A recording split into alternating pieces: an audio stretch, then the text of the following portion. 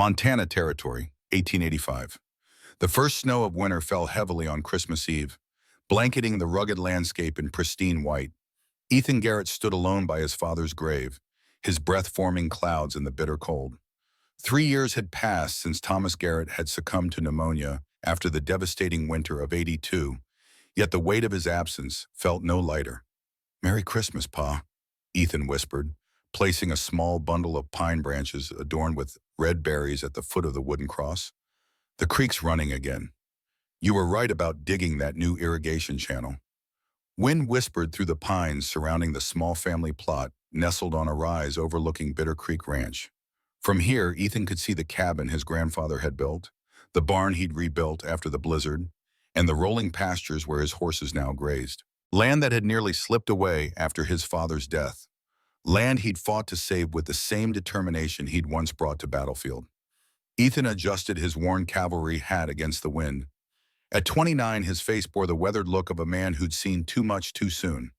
The war had taken his youth. The frontier had taken everything else. Only the ranch remained, his father's legacy and his binding promise. "I kept my word," he said to the silent grave. "Ranch is still ours. Still Garrett land." The distant crack of gunfire shattered the stillness. Ethan's body reacted before his mind could process.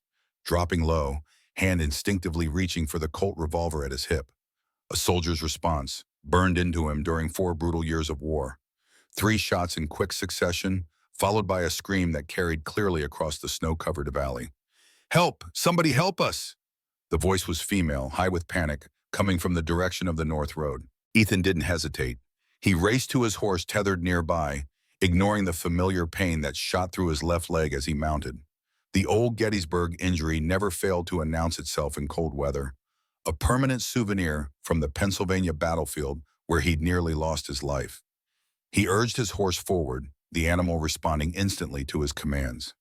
They thundered across the snow-covered ground, Ethan's eyes scanning the terrain ahead with the tactical precision of an experienced cavalry officer. The North Road curved around a stand of pines before descending toward Pine Ridge. As Ethan rounded the bend, he saw them. A stagecoach tilted precariously in a snowdrift, one wheel broken. 3 men on horseback surrounded it, their faces concealed by bandanas. One had dismounted and was attempting to force open the coach door, while the others kept watch, rifles ready. "Hand over the strongbox and nobody gets hurt," the dismounted man shouted, hammering at the door with the butt of his pistol. "There is no strongbox. Please, we're simply travelers," came a woman's voice from within. Ethan assessed the situation with cold efficiency, years of combat experience guiding his thoughts. 3 against 1. Poor odds, but he had surprise on his side, and he'd faced worse in Virginia. He drew his revolver, guided his horse off the road and into the tree line, circling silently to approach from behind. The attackers remained focused on the coach, unaware of his presence. Their horses stamped nervously in the snow, breath steaming in the cold air. When he was within 20 yards, Ethan fired a single shot into the air. "Step away from the coach," he commanded, his voice carrying the unmistakable authority of a man accustomed to being obeyed. The bandits whirled, startled. The dismounted man drew his pistol, firing wildly in Ethan's direction. The shot went wide, disappearing into the trees. Ethan's response was measured, deliberate. He put a bullet into the snow at the feet of the nearest horse, causing the animal to rear in panic, throwing its rider. The second mounted bandit took aim, but Ethan was already moving, driving his horse forward in a flanking maneuver he'd learned in the cavalry. 2 more shots, one from Ethan, one from the bandit. The outlaw's bullet whistled past his ear. Ethan's found its mark in the man's shoulder, sending him tumbling from his saddle with a howl of pain. The leader, still on foot, fired again. Ethan felt the hot slice of the bullet grazing his upper arm, but adrenaline dulled the pain. He charged forward, closing the distance, his Colt aimed steady despite the movement of his horse. "Last chance," Ethan warned, his voice as cold as the Montana winter. "Ride away. Now." Something in his tone, perhaps the absolute certainty that he would kill if necessary, gave the bandit pause. With a curse, the man retreated, grabbing the reins of the nearest horse and mounting clumsily. The wounded outlaw had already scrambled onto his own horse, clutching his bleeding shoulder. The third man was slower to recover but managed to remount, casting a hateful glance at Ethan. "This ain't over," the leader spat before spurring his horse away, his companions following hastily behind. Ethan watched them go, tracking their retreat until they disappeared into the distant tree line. Only then did he holster his weapon and approach the stagecoach, his senses still alert for any sign of deception. "It's safe now," he called, dismounting stiffly. The cold had set deep into his bad leg, making movement painful. "Are you hurt in there?" The coach door opened slowly, cautiously. A woman peered out, her face framed by dark hair escaping from beneath an elegant bonnet. She was young, mid-20s perhaps, with striking features and intelligent eyes that assessed Ethan with equal parts gratitude and wariness. "We are unharmed thanks to your intervention, sir," she said, her accent unmistakably Southern, Virginia or perhaps the Carolinas, the cultured tones of plantation wealth. Ethan nodded curtly, uncomfortable with gratitude. "Those men might return with more. We need to move quickly." An older gentleman emerged behind the woman, tall and distinguished despite the travel dust on his fine clothes. His silver hair and beard were neatly trimmed, and he carried himself with military bearing that Ethan recognized immediately. His right coat sleeve was pinned empty at the shoulder. Another war souvenir. "Colonel James Bennett," the man introduced himself, extending his left hand. "And my niece, Miss Victoria Bennett. We're in your debt, Mr. Garrett, Ethan Garrett." He shook the offered hand briefly, noting the firm grip. "My ranch is just over that rise. We should get you there before this weather worsens."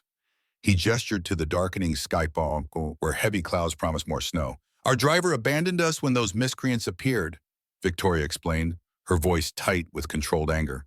"And as you can see, our wheel is broken." Ethan examined the damage with a practiced eye. "Can't be fixed here.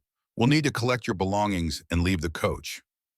"Abandoning a Concorde coach seems rather wasteful," Colonel Bennett remarked, surveying the vehicle with obvious concern.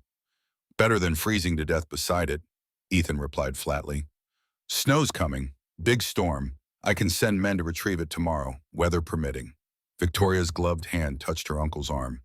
"He's right, Uncle James. We have little choice." The colonel relented with a sigh. "Very well. Our trunks are secured on top."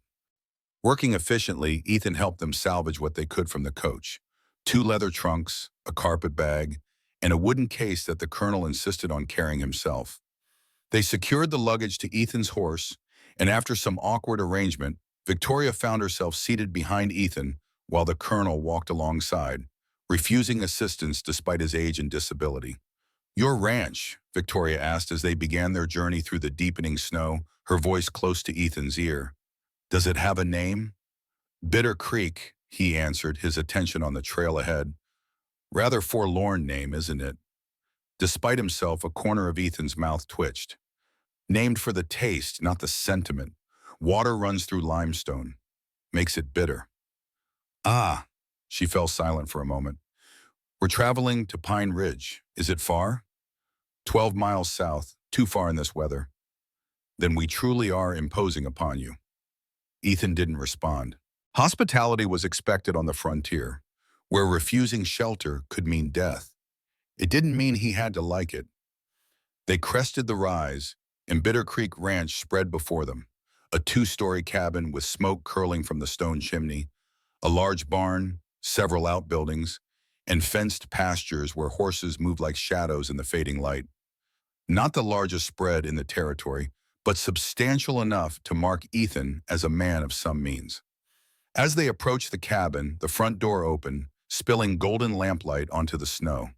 A Native American man of about 35 stood silhouetted in the doorway, rifle in hand, wariness evident in his stance.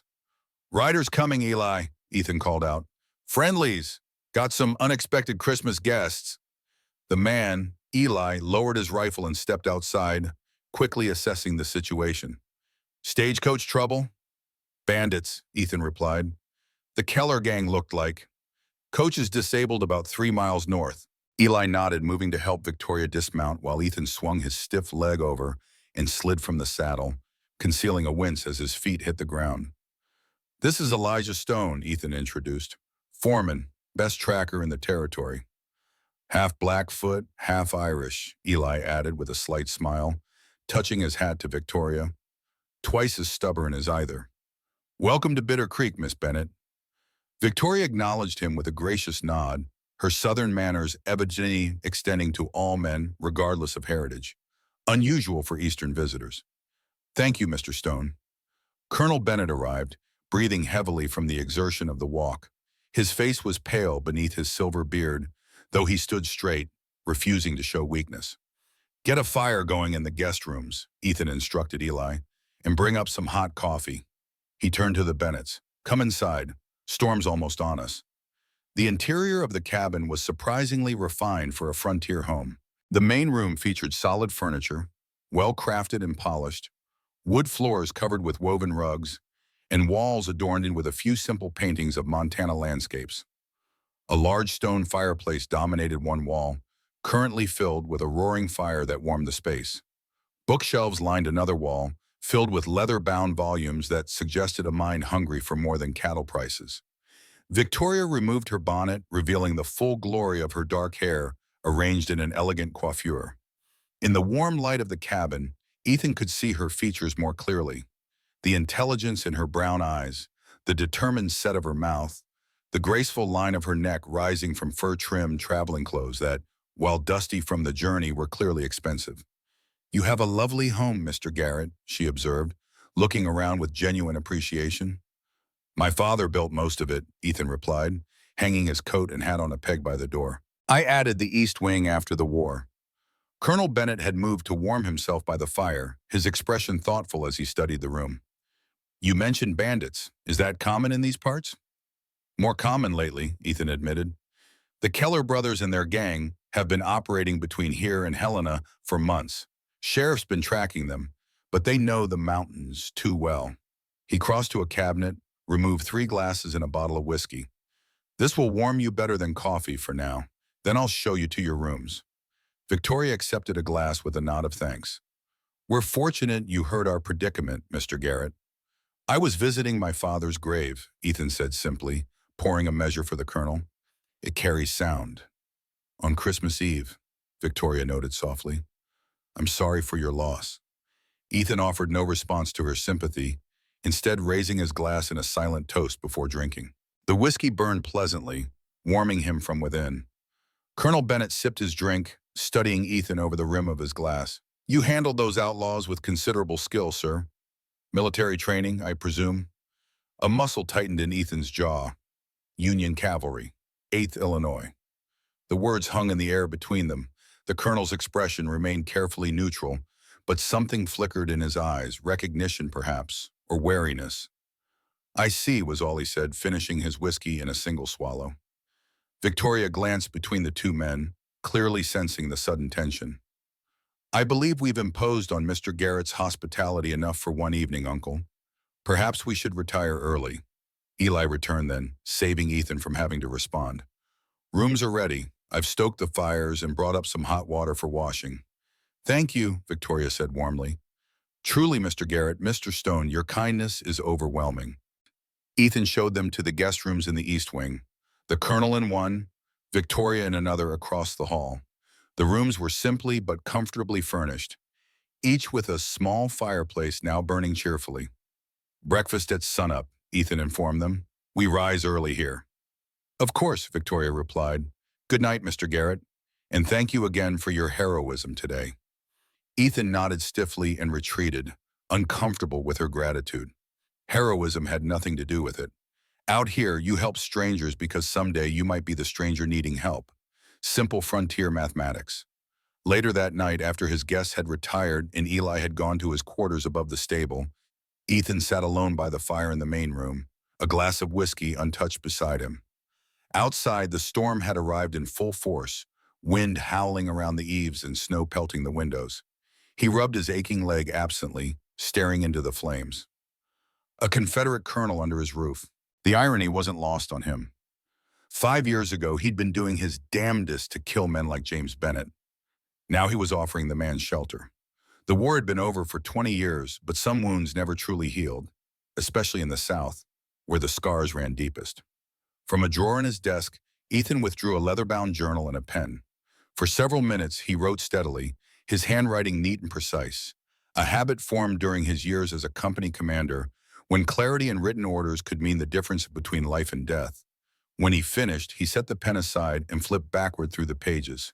Dozens, hundreds of entries, each addressed to different families. Letters never sent, words never spoken aloud. His private penance. December 24th, 1885. Mrs. Sarah Wilcott, Springfield, Illinois. Your son Daniel still visits my dreams. Last night I heard his laugh again, that booming sound that always lifted our spirits even in the worst times. I still don't know if I was right to send him ahead with the scouting party. The orders came down, and I chose him because he was the best rider among us. I couldn't have known about the Confederate sharpshooters waiting in the tree line. I hope someday you can forgive what I cannot forgive in myself. Your son died a hero, following my orders. Ethan closed the journal with a weary sigh. 2 decades after Appomattox, the ghosts still haunted him. They visited in the quiet hours, whispers of dying boys calling his name, phantom sensations of mud-slick rifles in his hands, the metallic taste of fear that lingered on waking. Peace had come to the nation, but not to Captain Garrett's conscience. The dreams had been especially frequent lately, with Christmas approaching. Something about the season always brought the war closer to the surface of his thoughts. He was about to retire when a cry pierced the night.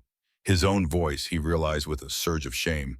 He'd fallen asleep in the chair, succumbed to the familiar nightmare. Footsteps sounded in the hallway. Ethan straightened, quickly sliding the journal back into the desk drawer as a soft knock came at the door. "Mr. Garrett?" Victoria Bennett's voice was hesitant. "Are you all right? I heard a sound." Ethan cleared his throat. "I'm fine, Miss Bennett. Just the wind playing tricks." A pause, then, "May I come in?" Before he could object, the door opened, and Victoria stood there in a dressing gown over her nightdress, a shawl wrapped around her shoulders, her dark hair hanging loose down her back. A lamp in her hand cast her face in soft golden light. "Forgive the intrusion," she said, "but that didn't sound like the wind to me." Ethan stood, embarrassed to be caught in a moment of weakness. "I apologize if I disturbed your rest." She entered the room, setting her lamp on a side table. "You didn't disturb me. I was already awake, listening to the storm." Her eyes searched his face with disconcerting perception. "The nightmares never truly leave, do they?" Ethan stiffened. "I don't know what you're talking about." A sad smile touched her lips. "My brother fought for the Confederacy, 12th Virginia Infantry. After Antietam, he came home on leave with wounds to his body and deeper ones to his spirit. He would wake screaming, seeing things none of us could see." Despite himself, Ethan felt a flicker of curiosity. "Your brother, is he?" "Thomas died at Cold Harbor in '64, she said quietly. "But for 2 years after Antietam, I sat with him through the nightmares. I recognized the sound of a man fighting battles long ended." Ethan moved to the fireplace, adding another log, though the fire needed none. It gave him something to do with his hands, somewhere to look besides her too perceptive eyes. "I used to write poems for Thomas," she continued after a moment. "Words to soothe his mind when the memories became too much. He said they helped more than the whiskey." "Poetry doesn't stop the dreams," Ethan said, his voice rougher than he intended. "No," she agreed, "but it reminds us there's beauty still in the world. That war isn't all there is." He turned to face her then, struck by the unexpected insight. Victoria Bennett was clearly more than the delicate Southern belle she appeared. "Why are you really traveling to Pine Ridge, Miss Bennett?" he asked abruptly, changing the subject. If his rudeness offended her, she didn't show it. "My uncle has business there. A land inheritance matter he's settling for me." "Land inheritance? In Montana territory?" She nodded.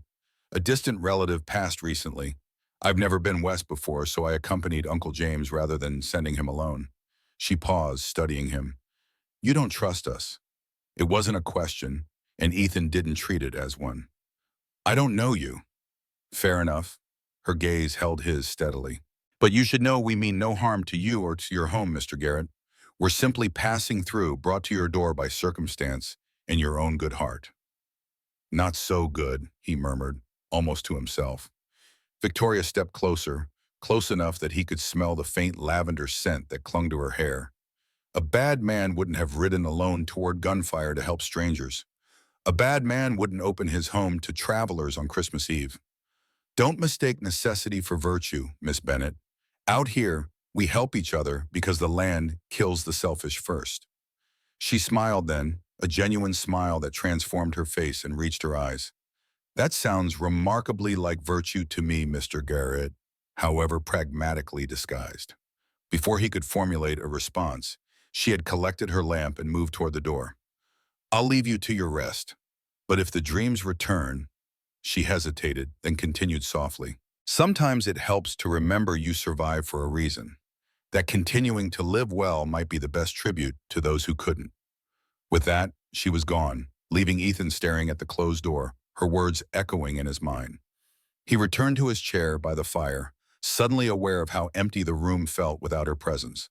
Outside, the storm raged on, snow building against the windows, wind moaning around the cabin like restless spirits. But inside, something had shifted, subtle as a change in air pressure before weather turns. Ethan couldn't name it, didn't want to examine it too closely. But for the first time in longer than he could remember, he felt a flicker of curiosity about something beyond the boundaries of Bitter Creek Ranch. He didn't return to his journal that night. Instead, he found himself wondering what kind of poems Victoria Bennet had written for her brother, and whether they might have worked for a Union cavalry officer with blood on his hands and ghosts at his heels. Morning arrived with blinding brightness, sunlight reflecting off snow that had transformed the landscape overnight. Drifts piled against the north side of the cabin reached nearly to the windows, and the path to the barn had disappeared entirely, requiring Ethan and Eli to shovel their way through hip-deep snow to tend to the livestock. By the time they returned to the cabin, stamping snow from their boots and brushing it from their coats, Victoria Bennet was already awake and in the kitchen. She had found an apron somewhere and wore it over her dress, simpler attire than yesterday's traveling clothes, but still finer than anything typically seen at Bitter Creek. "Good morning, gentlemen," she greeted them, surprisingly cheerful for someone stranded by a blizzard. "I've taken the liberty of preparing breakfast. I hope you don't mind." Ethan exchanged a surprised glance with Eli. "You didn't need to do that." "Perhaps not," she agreed, transferring bacon from a cast-iron skillet to a platter. "But I was raised to contribute to households that offer me shelter. Besides, I enjoy cooking." Colonel Bennet emerged from the guest wing, immaculately dressed despite their remote location. He nodded a greeting to Ethan and Eli. "My niece has always been an early riser," he remarked, accepting a cup of coffee from Victoria, "and determined to be useful wherever she finds herself." "A trait my mother instilled in me," Victoria added, setting a platter of biscuits on the table. "She believed idleness was the root of discontent." "Wise woman," Eli commented, seating himself at Ethan's gesture. The breakfast was surprisingly good. Crisp bacon, fluffy biscuits, eggs cooked perfectly, and coffee strong enough to put hair on a man's chest, as Eli appreciatively noted. Victoria accepted their compliments graciously. "The storm has blocked the road to Pine Ridge," Ethan informed his guests as they ate. "You'll need to stay at least another day, possibly more." Colonel Bennet frowned. "Most inconvenient. We had hoped to reach Pine Ridge before the new year." "Can't control the weather, Colonel," Ethan replied evenly, "but you're welcome to try riding 12 miles through 4-foot snowdrifts if you're in a hurry." The older man's eyes narrowed slightly at Ethan's tone, but he said nothing. "We're grateful for your continued hospitality," Victoria interjected smoothly. "Aren't we, Uncle James?" The colonel nodded stiffly. "Indeed, most generous." A knock at the door interrupted them, 3 sharp raps that Ethan recognized immediately. He rose, wincing slightly at the stiffness in his leg, and crossed to open it. Sheriff Noah Parker stood on the porch, snow-dusting his broad shoulders and wide-brimmed hat. At 55, Noah retained the powerful build of his younger days, though his dark beard was now heavily streaked with gray. His eyes, sharp and observant, took in Ethan's condition with the concern of an old friend. "Leg bothering you again?" he asked without preamble. "Cold weather," Ethan replied. "Come in, Noah." The sheriff stomped snow from his boots and entered, removing his hat. His gaze immediately fell on the Bennets, and his hand instinctively moved closer to his holstered revolver. "Didn't know you had company," he said, a question in his voice. "Sheriff Noah Parker," Ethan introduced. This is Colonel James Bennett and his niece, Miss Victoria Bennett. Their stagecoach was attacked by the Keller gang yesterday evening. I brought them here when the storm hit. Noah relaxed slightly, though his eyes remained watchful. Ma'am, he nodded to Victoria, then extended his hand to the colonel. Sir, lucky for you Ethan was nearby. Indeed, Colonel Bennett agreed, shaking the offered hand. Mr. Garrett displayed remarkable courage and skill. Always did, Noah said, accepting the cup of coffee Victoria offered. Even back in Illinois, this one was headstrong as they come. His father used to say Ethan would charge hell with a bucket of water if he thought someone needed saving. Ethan frowned, uncomfortable with the reminiscence. What brings you out in this weather, Noah? The sheriff's expression sobered. Keller gang. They hit the Adams place yesterday morning. Took everything of value, including 2 horses. Then I heard about the stagecoach. They're getting bolder. Adams? Ethan asked sharply. Anyone hurt? Roughed up Tom some, but they'll be all right. I'm gathering men for a posse once this snow clears enough to track them. Victoria had been listening intently. These outlaws, are they local men?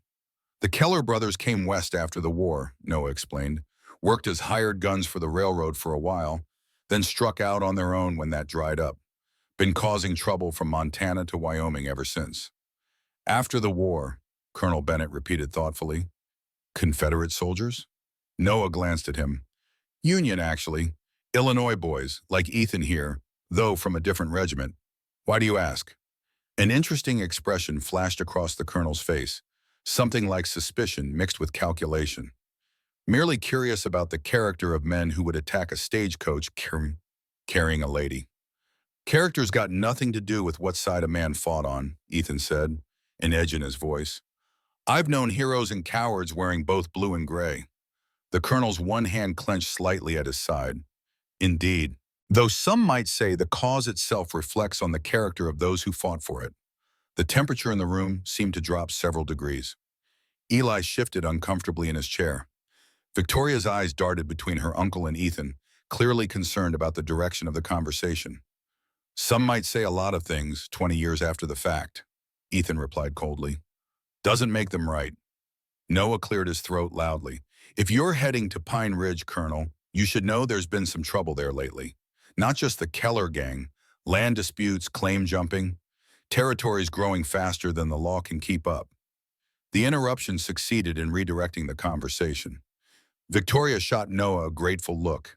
That's precisely our purpose there, she explained. My uncle is helping me claim an inheritance, property left by a distant cousin.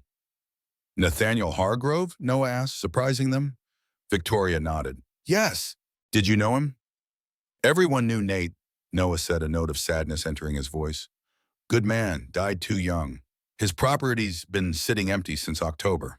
Sorry for your loss, Miss Bennett. I never met cousin Nathaniel, Victoria admitted, but I appreciate your condolences nonetheless. Ethan had gone very still at the mention of Hargrove's name. Noah noticed, shooting him a quick, meaningful glance before turning back to the Bennetts. Well, I should get back to town, the sheriff said, setting down his empty cup. Just wanted to warn you about the Kellers, Ethan. They might remember you interfered with their stagecoach plans. Let them come, Ethan replied grimly. They'll get a warmer welcome than they expect. Noah nodded, knowing his friend's capabilities too well to doubt him. He retrieved his hat and moved toward the door. Miss Bennett, Colonel, pleasure meeting you both. Ethan, walk me out. Outside, with the door closed behind them, Noah spoke in a low voice. You know what property they're talking about, don't you? Ethan nodded, his expression tight. The northeast section. Borders my creek. That's right. Nate's plot runs right up against your water rights. The sheriff studied his friend's face. This could get complicated, son. I promised my father I'd never sell an acre of Garrett land, Noah. Not 1 foot. I know, and Thomas would be proud of how you've kept this place going. Noah placed a hand on Ethan's shoulder. But maybe hear them out before you decide there's trouble. And watch that colonel. Something about him doesn't sit right with me. Confederate officer, Ethan said simply. Noah shook his head. More than that. I've met plenty of rebel soldiers who have become good men in peace. There's something specific about Bennett that bothers me. Can't put my finger on it yet. I'll keep my eyes open. Do that. And Ethan, Noah hesitated. Don't let old war wounds color your judgment. The Bennett girl seems decent enough. With that, the sheriff mounted his horse and rode away, leaving Ethan standing in the snow, staring after him. The land inheritance Victoria had mentioned so casually suddenly loomed as a potential threat to everything he'd fought to preserve. The northeast section of Nathaniel Hargrove's property controlled access to the upper reaches of Bitter Creek itself, the water source that kept his ranch viable during dry summers. If Victoria Bennett now owned that land, she held the power to dam the creek or divert it, or worse, sell the rights to others who would. In Montana territory, water rights were often more valuable than the land itself, a fact Eastern visitors frequently failed to understand until too late. Ethan remained outside longer than necessary, allowing the cold to clear his head. When he finally returned to the cabin, he found Victoria alone in the kitchen, washing dishes. Colonel Bennett and Eli were nowhere to be seen. "Uncle James is resting," she explained, noting his searching glance. "And Mr. Stone mentioned checking the livestock." Ethan nodded, moving to the fireplace to warm his hands. "You didn't mention your cousin's property borders my ranch." Victoria's hands stilled in the dishwater. "I didn't know that it did." "The northeast section of Hargrove's land controls the headwaters of Bitter Creek," he continued, watching her reaction carefully. "Without that water, this ranch dies." She turned to face him fully, drying her hands on a towel. "Mr. Garrett, I assure you I had no knowledge of this. My uncle handles all the legal aspects of the inheritance." "And what do you intend to do with this land, Miss Bennett?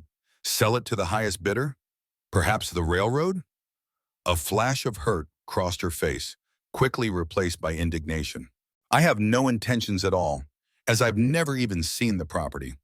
But I certainly wouldn't make decisions that would harm others without consideration." She paused, her expression softening slightly. "Is that what concerns you?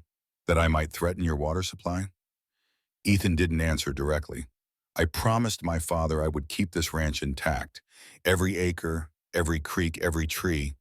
It was his life's work and his father's before him." "A promise to the dead," Victoria said softly. "Those are the ones that weigh heaviest, aren't they?" Something in her tone, understanding rather than dismissal, caught him off guard. Most people would have scoffed at such sentiment. "Yes," he acknowledged simply. Victoria moved closer, her dark eyes serious. "My brother Thomas extracted a promise from me before he left for his final battle. He made me swear I would live fully, not just exist, that I would find joy where I could, even if he didn't return." A sad smile touched her lips. "It's the hardest promise I've ever tried to keep." The unexpected vulnerability in her admission stirred something in Ethan, recognition, perhaps, of a kindred spirit who understood the burden of obligations that extended beyond death. "I have no desire to threaten your home, Mr. Garrett," she continued. "When the weather clears and we reach Pine Ridge, I'll examine the property situation carefully. Perhaps we can find an arrangement that honors both our promises." Before Ethan could respond, the door opened, admitting Eli along with a blast of cold air. "Storm's letting up," he announced, stamping snow from his boots. "Should be clear enough for travel by tomorrow morning." He glanced between Ethan and Victoria, sensing the tension. "Everything all right in here?" "Fine," Ethan replied shortly. "Just discussing property boundaries." Eli's expression reflected immediate understanding. "The Hargrove place." Victoria looked between them. "It seems my inheritance is a matter of some concern to everyone but me." "Water rights are serious business in Montana territory, Miss Bennett," Eli explained. "Men have died over less." "I have no intention of causing conflict," she assured them. "As I was just telling Mr. Garrett, I'm sure we can reach an amicable solution once I understand the situation better." Eli nodded, though his expression remained skeptical. "Hope so, Miss Bennett, for everyone's sake." The remainder of the day passed in strained politeness. Colonel Bennett emerged from his room in the afternoon and spent several hours in conversation with Victoria, their heads close together, voices too low for Ethan to overhear. The colonel occasionally cast measuring glances his way, further cementing Ethan's distrust of the man. By evening, the snowfall had ceased entirely, and stars glittered in a clear, cold sky. After dinner, another meal prepared by Victoria, this time with Eli's assistance, Ethan found himself restless, unable to settle to his usual evening reading. The revelation about Victoria's inheritance had unsettled him more than he cared to admit, not just for the potential threat to his water rights, but for the complication it added to his already confused feelings about the woman herself. He donned his coat and stepped outside, seeking clarity in the crisp night air. The temperature had dropped sharply after sunset, and his breath formed clouds in the moonlight. Snow crunched beneath his boots as he made his way to the corral fence, where he stood gazing across the silvered landscape toward the distant mountains. The sound of the cabin door opening and closing came to him clearly in the still night. Soft footsteps approached, and then Victoria stood beside him, wrapped in a heavy shawl over her coat, her breath mingling with his in the frigid air. "Beautiful night," she observed quietly. Ethan nodded, not trusting himself to speak. She was standing close enough that he could feel the warmth of her, smell the lavender scent that seemed to follow her. "I've been thinking about our conversation," Victoria continued, "about promises and land and water rights. And, and I believe I understand better now why this matters so much to you." She turned to face him, moonlight silvering her features. "Your father's legacy isn't just the land itself. It's what the land represents. Continuity, security, a place in the world that can't be taken away." The insight startled him. It was exactly what Bitter Creek meant to him, though he'd never articulated it so clearly, even to himself. "The war took so much from so many," she went on. "Homes, families, futures. Perhaps that's why we cling so fiercely to what remains, because we know how easily it can all disappear." "You speak as if you fought yourself," Ethan observed. A sad smile touched her lips. "Women fight different battles, Mr. Garrett. We lose brothers, fathers, husbands, sons. We hold what remains of families together. We rebuild from ashes." She paused. Virginia was not kind to the women left behind. For the first time, Ethan found himself wondering what Victoria Bennett had endured during and after the war. She would have been just a girl when it began, 10 or 11 years old. Coming of age during the Confederacy's defeat and the bitter years of Reconstruction that followed. "I know what it means to lose everything," she said softly, as if reading his thoughts. "To rebuild from nothing. I won't be party to taking another person's foundation, no matter what legal rights I may discover in Pine Ridge." Relief washed through him, more profound than he'd expected. "Thank you. Don't thank me for basic decency, Mr. Garrett." Her eyes held his in the moonlight. "And perhaps you might consider calling me Victoria, given that we're discussing matters far more personal than formal address suggests." Despite himself, Ethan felt the corner of his mouth lift. "Victoria, then, and I suppose you should call me Ethan." "Ethan," she repeated, as if testing the sound of it. "A good, strong name, biblical, firm, enduring, strong." "You know Hebrew?" She laughed softly.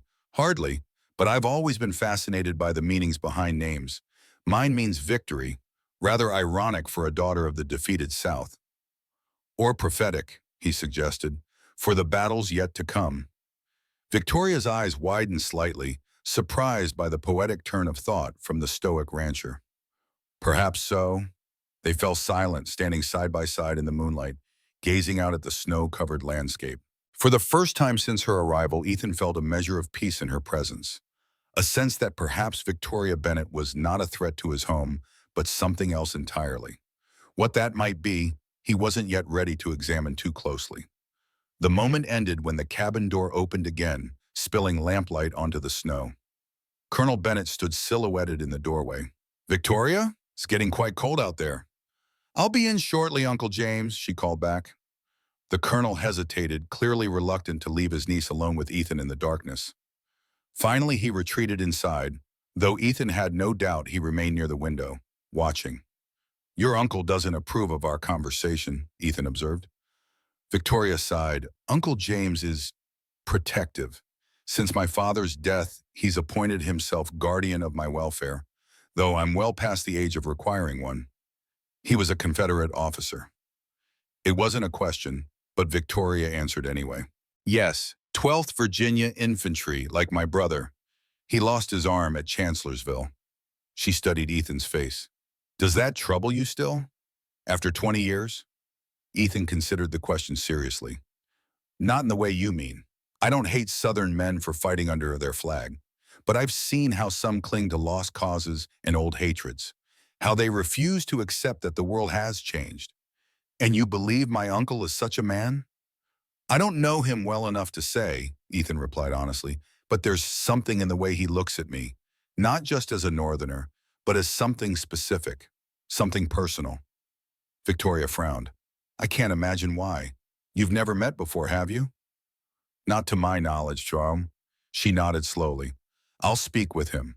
Whatever his feelings about the war, you've shown us nothing but kindness. And he knows well the importance of hospitality on the frontier.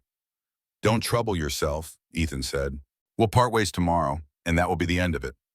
Something flickered in Victoria's eyes, disappointment perhaps? But she merely nodded. Of course. Still, I would not have you think poorly of us once we've gone. The thought of Victoria leaving struck Ethan with unexpected force. In just 2 days, she had somehow breached the carefully constructed walls around his solitary existence, bringing color and conversation to rooms that had known only silence for too long. I should go in, she said after a moment. Uncle will wear a path in your floor, with his pacing if I remain out here much longer. Victoria, Ethan said impulsively as she turned to leave. The valley I mentioned, where the headwaters of Bitter Creek begin. Would you like to see it tomorrow before you depart? It's special. My mother loved it there. The smile that illuminated her face seemed to outshine the moon overhead. I would be honored, Ethan. Truly. As she walked back to the cabin, her figure a dark silhouette against the snow, Ethan remained by the corral fence, wondering what had possessed him to offer to show her his most private retreat. The hidden valley was where he went when memories pressed too close, when the ghosts of war and loss became too persistent. He had never taken anyone there, not even Eli, who knew of its existence but respected Ethan's need for solitude. Yet something about Victoria Bennett made him want to share the beauty of that place with her, to show her that Montana wasn't all harsh winters and bitter struggles, that it held moments of transcendent peace as well. Perhaps, he thought, it was her poem for her brother that had done it. The idea that beauty could be an antidote to war's poisons, a balm for wounded spirits. Or perhaps a voice whispered in the back of his mind, you simply want a reason to spend more time with her before she leaves. Ethan pushed the thought away, unwilling to examine it too closely. Victoria Bennett was leaving tomorrow, bound for Pine Ridge and her inheritance. Their paths had crossed briefly, nothing more. Any other consideration was foolishness. Yet as he turned back toward the cabin, where lamplight spilled warm and inviting from the windows, Ethan couldn't quite silence the treacherous hope that had taken root in his heart, the first such hope he had permitted himself in far too many years. Dawn broke clear and cold over Bitter Creek Ranch, painting the snow-covered landscape in shades of gold and rose. Ethan had been awake for hours, tending to chores with Eli, preparing the horses for the day's journey. Now he stood by the corral, adjusting the saddle on a gentle mare he'd chosen for Victoria, a dappled gray named Willow with a smooth gait that would make the ride easier for someone unaccustomed to mountain trails. You sure about this? Eli asked quietly, leading his own horse from the stable. Weather could turn again without warning this time of year. We'll be back by midday, Ethan replied, checking the cinch one final time. Trails should be passable now the snow's settled. Eli studied him with knowing eyes. Not what I meant. Ethan straightened, meeting his friend's gaze. What are you getting at? Taking the Virginia lady to your mother's place. Eli shook his head slowly. You've never shown that valley to anyone, not even Sheriff Parker. A flush that had nothing to do with the cold crept up Ethan's neck. She's leaving today. Wanted to show her there's more to Montana than bandits and blizzards. Mm-hmm. Eli's expression remained skeptical. And her uncle, he joining this scenic tour? Colonel's staying behind, says his arm pains him after yesterday's exertions. Convenient. Eli adjusted his hat, squinting at the cabin where smoke curled from the chimney into the crisp morning air. I don't trust him, Ethan. Something off about that man. Noah said the same. Noah's got good instincts. So do you, when you're thinking clear. Eli hesitated, then added more gently, just be careful. Pretty faces can cloud judgment faster than Montana weather changes. Ethan bristled. I know what I'm doing. Hope so, Eli replied, not unkindly. For what it's worth, I like her. Miss Bennett's got spirit. Reminds me a bit of your mother. The comparison startled Ethan. He hadn't thought of it himself, but now that Eli mentioned it, he could see certain similarities. The quiet determination, the unexpected moments of humor, the way both women seemed to find beauty in unlikely places. His mother, Catherine Garrett, had been a Boston-born school teacher who'd followed her husband west with dreams of building something lasting. The frontier had tested her severely, but never broken her spirit. Before he could respond, the cabin door opened and Victoria emerged, dressed for riding in a split skirt that must have been tucked away in her trunk for just such an occasion. Her dark hair was braided and pinned up beneath a wide-brimmed hat, practical for the mountain sun. Colonel Bennett stood behind her in the doorway, his expression unreadable, as he watched Ethan assist Victoria onto Willow's back. "We'll return before midday, Colonel," Ethan assured him, mounting his own horse, a sturdy chestnut gelding named Copper that had carried him faithfully for years. The colonel nodded stiffly. "See that you do. The weather appears favorable for our departure to Pine Ridge this afternoon." Victoria adjusted her seat in the saddle, gathering the reins with practiced ease. "Uncle James, do try to rest that arm while we're... Mr. Stone has kindly offered to prepare a poultice that may ease the discomfort." "Most thoughtful," the colonel replied, though his eyes remained fixed on Ethan. "Enjoy your excursion." They rode away from the ranch house, following a trail that wound through a stand of pines before ascending gradually into the foothills. Fresh snow crunched beneath their horses' hooves, the only sound in the pristine stillness of the morning.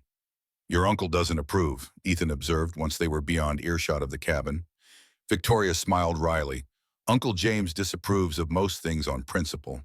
It saves time." Despite himself, Ethan chuckled. The sound felt rusty, unfamiliar. How long had it been since he'd laughed? "He's particularly suspicious of Union veterans," Victoria continued, guiding Willow around a fallen log with easy confidence, though he'd never admit it aloud. "And you? Do you share his suspicions?" She considered the question seriously. "I was a child when the war began. 11 years old, watching my father and brother march away with such pride." Her expression grew distant with memory. "By the time it ended, I'd lost them both, along with our home and way of life. If I harbored anger, it was never toward individual soldiers, just the senseless waste of it all." They rode in silence for a time, climbing steadily into the foothills. The landscape opened around them, vast stretches of untouched snow, stands of pine and aspen, distant mountains rising blue-white against the sky. A red-tailed hawk circled overhead, its cry piercing the stillness. "You ride well," Ethan noted, watching as Victoria handled her horse with easy assurance on the narrowing trail. "My father bred horses in Virginia," she replied. "I was on horseback before I could walk properly, according to family lore." A shadow crossed her face. "The war took them too, requisitioned for cavalry mounts. I sometimes wonder if any survived." Ethan thought of the horses he'd ridden during his cavalry service. The good ones shot from beneath him, the replacements often half wild and terrified of gunfire. So many animals sacrificed to human conflict. "My regiment lost over 2,000 horse at Gettysburg alone," he said quietly, tapping his left leg. "That's where I got this. Confederate artillery." Victoria's eyes widened slightly. "Yet you continued serving?" 3 months in a field hospital, then back until Appomattox." His voice grew distant. "Captain by the end. The decisions I made. The men I lost." "You were following orders," she said gently. "Not always." His jaw tightened. "Some choices were mine alone, and those are the ones that haunt me most." Victoria was quiet for a moment, then, "Thomas, my brother, wrote to me before Cold Harbor. He said the hardest part of command was sending men to bomb, knowing it was necessary, but hating yourself for it anyway." She looked at Ethan with compassion untainted by pity. "Perhaps that burden is what truly unites those who fought on both sides. Not the cause, but the cost of leadership." The insight struck Ethan deeply. He'd never considered that Confederate officers might carry the same weight of responsibility, the same nightmares of men dying on their orders. They rounded a bend in the trail and Ethan reined Copper to a halt, gesturing ahead. "We're here." Victoria gasped softly as the hidden valley came into view. Sheltered by surrounding hills, the small valley was a world apart from the stark winter landscape they'd traveled through. A natural hot spring at its center kept the ground warm enough that patches of grass showed through the lighter snow covering. Steam rose in delicate tendrils, catching the morning light. Pine and aspen ringed the edges, their branches dusted with white, while at the far end, a frozen waterfall hung suspended from rocky cliffs. Bitter Creek's headwaters, transformed into a gleaming sculpture of ice. "It's extraordinary," Victoria breathed, her eyes wide with wonder, like something from a fairy tale. Ethan dismounted, then helped Victoria down from her saddle. "The spring keeps it warmer than the surrounding areas," he explained, leading her to where hardy alpine flowers bloomed in defiance of winter. Tiny purple mountain gentian and delicate white spring beauty stars nestled in the protected microclimate. My mother knew every plant here. She'd bring me as a boy, saying this valley proved beauty could survive even in the harshest conditions, if you knew where to look. Victoria glanced up at him, her eyes soft with understanding. "She sounds like a remarkable woman." She was. Ethan stared across the valley, remembering. "From Boston originally. Came west with my father in '45. Never complained about the hardships, though I know she missed the libraries and concert halls." He hesitated, then added, "She died while I was at war. Fever took her in '63. My father wrote, but the letter didn't reach me for months." "I'm so sorry." Victoria stood, brushing snow from her skirt. "That you couldn't be with her at the end." Ethan nodded, throat suddenly tight. It was the one regret that haunted him almost as much as the faces of his fallen men, that he hadn't been there to say goodbye to the gentle woman who taught him to see beauty in this harsh land. "Is that why you showed me this place?" Victoria asked softly. "Because of your mother?" "Partly," he admitted, "and partly because I wanted you to understand what's at stake with the water rights. This valley, these springs, they feed Bitter Creek, keep the ranch alive during drought years." He met her eyes directly. "If someone dammed or diverted the flow up here, everything downstream would die." Victoria held his gaze steadily. "I understand these importance now. Thank you for trusting me enough to show me." They stood in silence for a moment, surrounded by the quiet beauty of the hidden valley. Then Victoria reached into her pocket and withdrew a small notebook and pencil. "May I?" she asked, gesturing around them. Curious, Ethan nodded. Victoria settled on a rock near the spring, opened the notebook, and began to write, her pencil moving swiftly across the page. After several minutes, she paused, reading over what she'd written with a critical eye, making occasional adjustments. "What are you writing?" he finally asked, his curiosity overcoming his reluctance to intrude. Victoria looked up, a slight flush coloring her cheeks. "A poem, not a very good one, I'm afraid, but this place, it deserves to be captured somehow." "May I hear it?" She hesitated, then nodded. "Please remember, I'm no Emily Dickinson." Clearing her throat softly, Victoria read, "Hidden beneath Montana's snow, a secret valley comes to light, where winter's grip cannot quite hold, and tiny blooms defy the cold. Their purple courage, white delight. The water flows from earth's warm heart, a testament to life's strange will, like hope that lingers after pain, like peace that follows bitter rain. These flowers bloom, persistent still. What lesson in this sheltered place? What wisdom in these fragile stems? That beauty thrives where least expected. That life, though bruised, remains protected when nature's harshness overwhelms.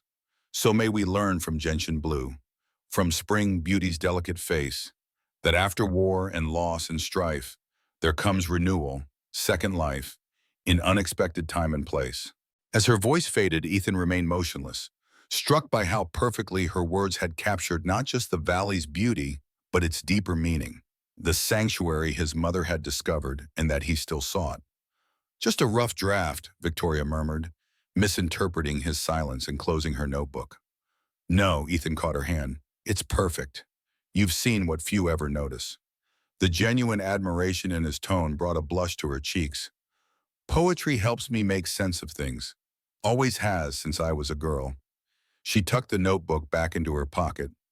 "I wrote hundreds of poems during the war, some angry, some despairing. The hopeful ones were hardest. But you wrote them anyway.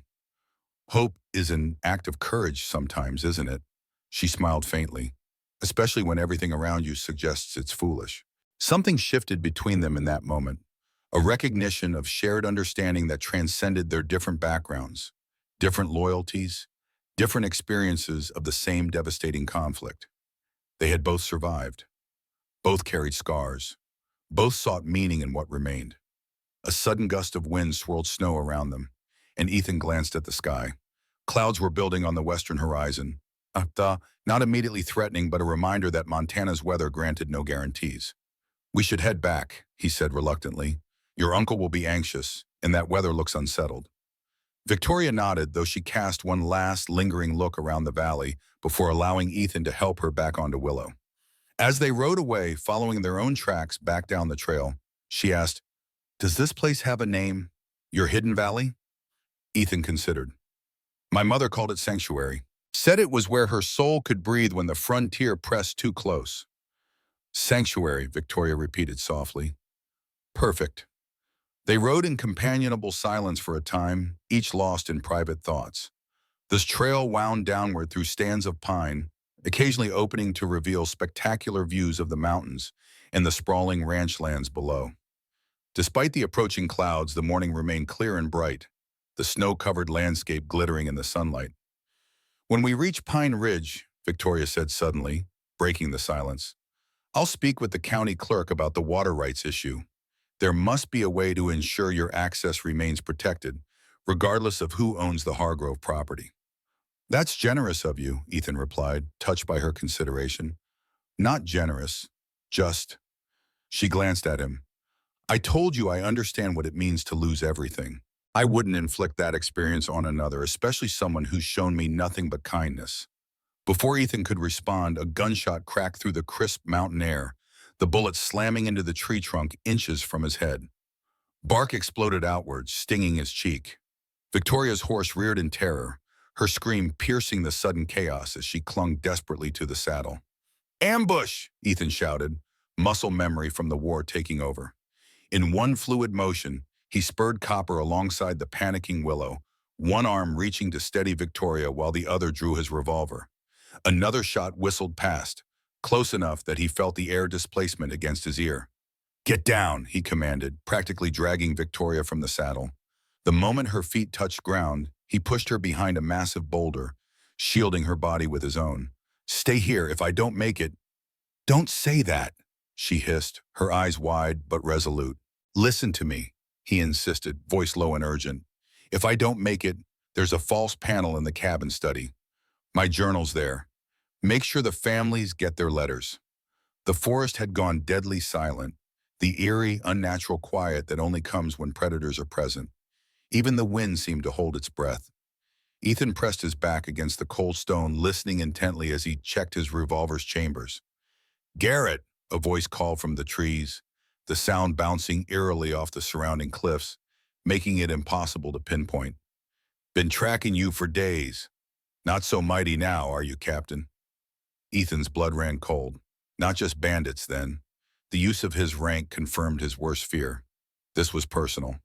He caught Victoria's questioning gaze and shook his head slightly, warning her to remain silent. "Might as well send out that Southern Belle, Ma," another voice called, this one from a different position. "We got no quarrel with her. It's you we want, butcher of Antietam." Victoria's hand found his arm, her grip tightening at the cruel epithet. Ethan forced his breathing to remain steady, calming himself as he'd done before countless battles. Time slowed as his mind raced through scenarios, calculating angles, evaluating cover, mapping escape routes. "3 shooters," he whispered to Victoria, "maybe more watching the trail back." His eyes scanned the terrain, noting the position of every shadow, every potential hiding place. "They've been planning this, waited until we were at our most vulnerable." A bullet ricocheted off the boulder, sending stone fragments flying. Victoria flinched but made no sound. The quiet courage in her eyes stirred something in Ethan's chest. "I need you to listen carefully," he said, his voice barely audible. "When I move, I'll draw their fire. There's a game trail 50 yards downslope. See that lightning-struck pine?" He pointed to a distant tree with a blackened scar down its trunk. "Follow it. It leads to the creek. Stay in the water to mask your scent and tracks. Eli will find you." I'm not leaving you, she insisted, the steel in her voice matching his own. This isn't a discussion, Victoria. These men won't stop. They've nursed this hatred for 20 years. He took her hand, squeezing once. I need you safe. For a moment, her eyes searched his, something unspoken passing between them. Then she nodded once, the gesture filled with reluctance. Now! Ethan burst from cover, firing rapidly as he zigzagged toward a fallen tree 30 feet away. Bullets tore through the air around him, one grazing his arm, another punching through his coat without finding flesh. He rolled behind the log, came up firing, and was rewarded with a cry of pain from the trees. Through the chaos, he glimpsed Victoria's figure darting down the slope toward the lightning-struck pine. Relief surged through him, until a fourth shooter, previously hidden, rose from the underbrush directly in her path. Victoria, down! Ethan roared, exposing himself to take the shot. His bullet caught the ambusher in the shoulder, spinning him backward. The man's rifle discharged harmlessly into the air as he fell. The momentary victory cost him dearly. White-hot pain exploded in Ethan's side as a bullet found him, the impact driving him to one knee. Warm blood soaked his shirt, spreading rapidly. Through gritted teeth, he forced himself up, firing twice more to cover Victoria's escape before diving behind a cluster of rocks. You're bleeding out, Captain, a new voice called, closer now. Just like my boys did in that creek. Remember them? The Thornton brothers? You cut them down when they were already retreating. The name hit Ethan like another bullet. Thornton. Two young Confederate soldiers, barely men, caught in his cavalry charge at Antietam. The memory flashed vivid and terrible. Muddy water running red, the confusion of battle, orders to pursue at all costs. Samuel Thornton, Ethan called back, pressing a hand against his wound. Your sons fought bravely. A bitter laugh echoed through the trees. Don't you dare speak of my boys. 20 years I've carried this hate. Changed my name to Keller. Followed rumors and stories until I found you, the great Captain Garrett, hiding in the mountains. It was war, Ethan said, his voice growing weaker as blood seeped between his fingers. I was following orders. So were my boys, Thornton roared, but they died in that creek while you lived to ride away a hero. Footsteps crunched in the snow, approaching from multiple directions. Ethan tried to lift his revolver, but his arm refused to obey, strength ebbing with each heartbeat. His vision swam, dark spots dancing at the edges. A figure appeared before him. Samuel Thornton, older than Ethan had imagined, grief and rage etched into every line of his weathered face. He leveled a rifle at Ethan's chest, finger tightening on the trigger. Do you remember their faces? Thornton demanded, voice breaking. Do you see them when you close your eyes? Every night, Ethan admitted, making no move for his weapon. Yours and hundreds more. I write to their families. Letters I never send. Something flickered in Thornton's eyes. Confusion, perhaps, or the first shadow of doubt. Killing me won't quiet their voices, Ethan continued, each word an effort as cold began creeping through his limbs. I know. I've tried everything else. For a heartbeat, the two men, enemies bound by shared ghosts, stared at each other across the gulf of their mutual suffering. Thornton's rifle barrel dipped slightly, then hell erupted around them. Gunfire cracked from multiple directions. One of Thornton's men screamed, falling into view with a wound to his thigh. Thornton himself jerked backward as a bullet struck at his arm, his rifle discharging harmlessly into the ground. Ethan, Sheriff Noah Parker's voice bellowed from the ridge, we've got you covered. Through fading consciousness, Ethan saw figures emerging from the trees. Noah, his deputies, Eli with a hunting rifle, and remarkably Colonel Bennett, a pistol steady in his one hand despite his age. The last thing Ethan registered before darkness took him was Victoria's face appearing above him, her hands pressing firmly against his wound, her voice commanding him to stay with her. As his eyes closed, he thought he heard her whisper something that sounded strangely like a prayer or a promise. Relief washed through Ethan, quickly followed by confusion. How had Noah known? Drop your weapons, Noah commanded. You're outnumbered, Keller. For a tense moment, it seemed the bandits might choose to fight. Then Keller, still clutching his wounded arm, called to his men. Stand down. It's over. Figures emerged from the forest. Noah, two deputies Ethan recognized from Pine Ridge, and astoundingly, Colonel Bennett, all with weapons drawn. Behind them came Eli and Victoria, the latter looking pale but determined. "Ethan!" Victoria rushed to his side, gasping when she saw the blood soaking his coat. "You're hurt." "I've had worse," he managed, though the edges of his vision were beginning to darken. "How did you—" "Victoria rode like the devil himself was chasing her," Eli explained, kneeling to examine Ethan's wound. "Got to the ranch just as Sheriff Parker and the colonel were arriving." Noah approached, keeping one eye on the surrendering Keller gang as his deputies disarmed them. "Eli sent word to town yesterday about the stagecoach attack. I was bringing the colonel here to discuss the matter when Victoria came tearing in with news you were ambushed." "Fortunate timing," Ethan murmured, finding it increasingly difficult to focus. Colonel Bennett stepped forward, surprising Ethan by the genuine concern in his expression. "We should get him back to the ranch. That wound needs immediate attention." "I can treat him," Victoria said with unexpected authority. "I served in a Confederate field hospital during the last year of the war." This revelation startled Ethan enough to momentarily clear the fog settling over his mind. "You were a nurse?" A grim smile touched Victoria's lips. Richmond was desperate by then. Anyone with steady hands and a strong stomach was put to work. She was already examining his wound with professional detachment, though her hands trembled slightly. "The bullet passed through, clean entry and exit. With proper care, you should recover fully." "Lucky man," Noah commented, holstering his revolver. "Could have been much worse." He turned his attention to Keller, who sat slumped in the snow, defeat written in every line of his body. "James Keller, you are under arrest for attempted murder, stagecoach robbery, and likely a dozen other crimes we'll sort out in Pine Ridge." "He called me the Butcher of Antietam," Ethan said quietly, his eyes on the defeated outlaw. "Said I killed his sons." Noah's expression softened with understanding. "War leaves long shadows, son. Some men never find their way clear of them." He nodded to his deputies. "Get them mounted, we'll take them back to town." With Eli's help, Ethan managed to stand, though the world swam alarmingly around him. Blood loss was taking its toll. They fashioned a crude bandage from Eli's bandana, enough to slow the bleeding until they reached the ranch. "Can you ride?" Eli asked dubiously. "He shouldn't," Victoria interjected. "The movement could reopen the wound." "I can make it," Ethan insisted, though in truth he wasn't certain. Colonel Bennett surprised them all by offering a solution. "We can fashion a travois. I've seen it done many times during the war. Mr. Stone, if you'll assist me." Eli looked questioningly at Ethan, who nodded. The two men set about gathering pine branches and constructing a simple drag that could be pulled behind Copper. Victoria stayed at Ethan's side, maintaining pressure on his wound, her face a mask of concentration. "Thank you," Ethan said softly, "for bringing help." She met his gaze steadily. "Did you think I'd abandon you? You hardly know me." "I know enough."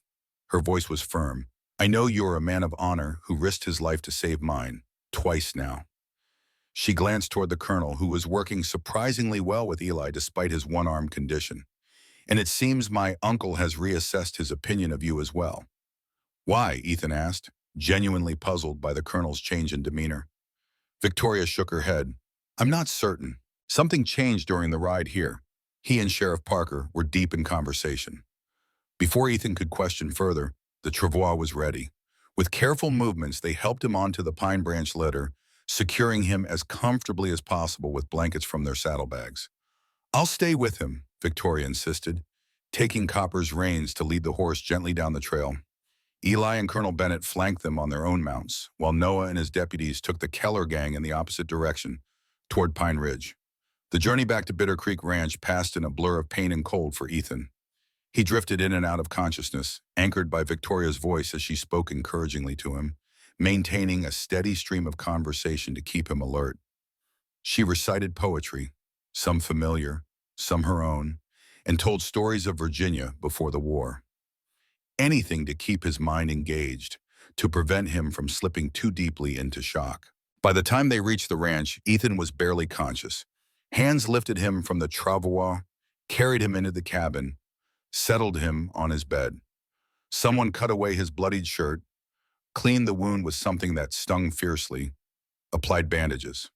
Through it all, he was aware of Victoria's presence, her voice giving calm instructions, her hands steady and sure. Rest now, she murmured, her face swimming into focus above him. You're safe. Ethan wanted to respond, to thank her, to ask about the colonel's mysterious change of heart, but darkness claimed him before he could form the words. He dreamed of Antietam Creek, not the blood and horror that usually haunted his sleep, but the creek itself flowing clear and peaceful beneath autumn trees. In the dream, Victoria stood on the opposite bank, reciting her poem about hidden blooms and renewal. Somehow it seemed right that she should be there, joining the fractured pieces of his past and present. When Ethan woke, night had fallen. A fire burned low in the hearth of his bedroom, casting dancing shadows on the walls. His shoulder throbbed dully, but the sharp, searing pain had subsided. Someone had propped him up with pillows and covered him with several blankets. A figure sat in the chair beside his bed. Not Victoria, as he had half expected, but Colonel Bennett, his face grave in the firelight. The older man leaned forward when he saw Ethan was awake. Water? He offered, holding a cup to Ethan's lips. Ethan drank gratefully, his throat parched. When he'd finished, he studied the colonel with wary curiosity. Where's Victoria? Resting. She refused to leave your side until an hour ago, when I insisted she get some sleep. A note of affection softened the colonel's usual stern tone. She's quite determined when she sets her mind to something. I've noticed, Ethan replied dryly. Why are you here, Colonel? Bennett sat back in his chair, his expression unreadable in the dim light. I owe you an explanation, Captain Garrett, and perhaps an apology. For what? The colonel hesitated, seeming to choose his words carefully. When we arrived at your ranch, I recognized your name immediately. Ethan Garrett, Captain, 8th Illinois Cavalry. Your reputation preceded you. As the butcher of Antietam, Ethan said bitterly. No, Bennett shook his head firmly. As the officer who saved 30 Confederate wounded from a burning field hospital near Sharpsburg, at great risk to himself and his men.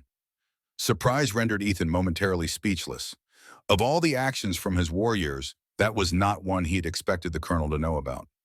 I commanded those men you saved, Bennett continued quietly. The 12th Virginia Infantry. We'd been cut off, surrounded. Most of my regiment was captured or killed. I took a ball in the arm earlier in the day. He gestured to his empty sleeve. Was unconscious in that field hospital when it caught fire from artillery shells.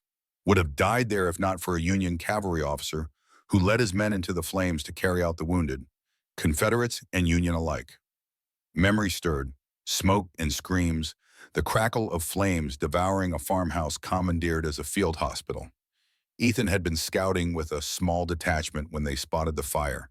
There'd been no time to consider uniform colors. Only human lives at stake. I never knew who that officer was, Bennett said. Not until Sheriff Parker mentioned your full name and regiment on the ride here today. Then I knew with certainty. You weren't certain before? Ethan asked, still processing this unexpected connection. The colonel's expression tightened. I suspected when we arrived. There aren't many Ethan Garretts who served as officers in the 8th Illinois, but I've learned to be cautious with old war stories. Memories play tricks after 20 years. Why didn't you say something? Pride, Bennett admitted, a rueful smile touching his lips. Not easy for a Confederate officer to acknowledge owing his life to a Union counterpart, especially one whose tactical brilliance caused significant Confederate losses at Antietam. He sighed. The war left deep scars, Captain, on all of us. Ethan studied the older man's face, seeing past the stern exterior to the burden of memories behind his eyes, the same burden Ethan himself carried. It did at that, Colonel. When Victoria rode in today, terrified for your safety, Bennett shook his head. I realized how foolish old grudges are in the face of present dangers. Whatever happened during the war, you've twice saved someone precious to me. That deserves my gratitude, not my suspicion. Victoria's fortunate to have such a devoted uncle, Ethan observed. Something flickered in Bennett's expression. Hesitation, perhaps, or discomfort. About that, there's something else you should know. Something flickered in Bennett's expression. Hesitation, perhaps, or discomfort. About that, there's something else you should know.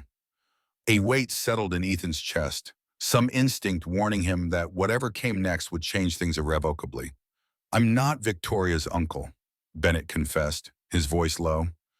Not by blood, at least. I was her father's closest friend. When he and Thomas fell in battle, I promised to look after Victoria and her mother.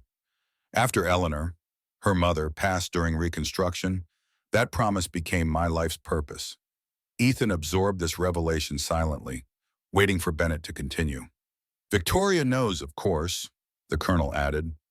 The uncle title is a courtesy, a simplification for society's sake.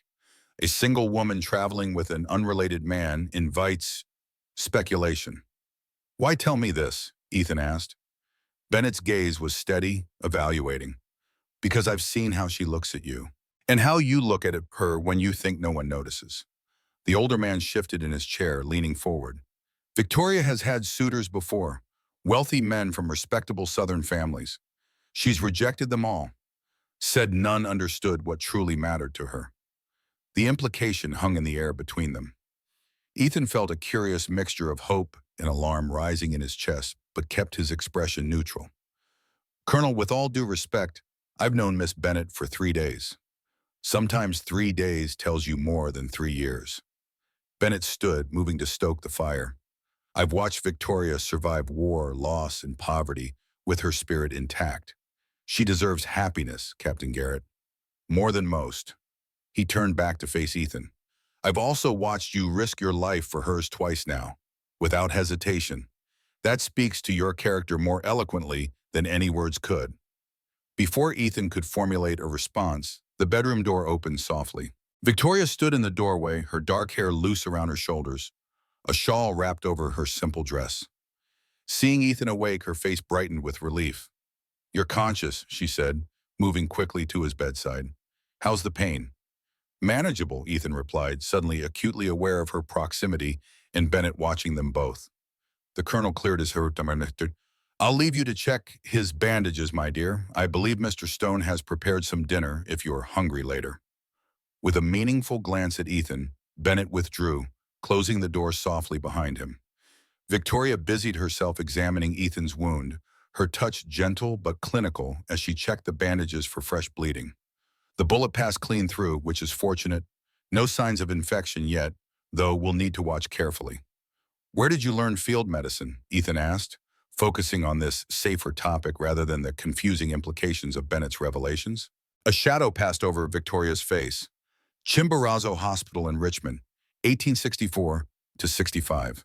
The Confederacy was desperate for medical personnel by then. Women with education were pressed into service. She secured the bandage with practiced efficiency. I saw too much death there. Men your age, younger even, dying from wounds that shouldn't have been fatal with proper care. Yet you don't seem bitter about the war. Oh, I was, she admitted, pouring fresh water from a pitcher. Bitterly angry for years, at the Union, at Guiana, even at my father and brother for leaving us. She helped Ethan drink, supporting his head. But anger is a poison that kills the vessel containing it. I learned that watching women waste away from grief and hatred after the war. How did you move beyond it? He asked, genuinely curious. Victoria settled in the chair Bennett had vacated, her expression thoughtful. Poetry helped. Writing gave form to feelings too overwhelming to contain otherwise. She smiled faintly. And I decided that living well, finding beauty and purpose despite everything, would honor my family's sacrifice more than endless mourning. Ethan thought of his own method of coping. The journal filled with letters to families of the fallen, his solitary existence at Bitter Creek. Had he truly honored his lost men or merely entombed himself with their memories? Colonel Bennett told me the truth, he said quietly, that he's not your uncle. Victoria seemed unsurprised by this disclosure. James has been a guardian, mentor, and friend when I needed all three desperately. The title hardly matters. He cares deeply for your happiness. Yes. She studied Ethan's face carefully. What else did he tell you? Heat rose in Ethan's face. Nothing of consequence. A smile touched her lips, suggesting she suspected otherwise. James can be rather direct when he chooses to be. An awkward silence fell between them, filled with unspoken possibilities. Ethan cleared his throat.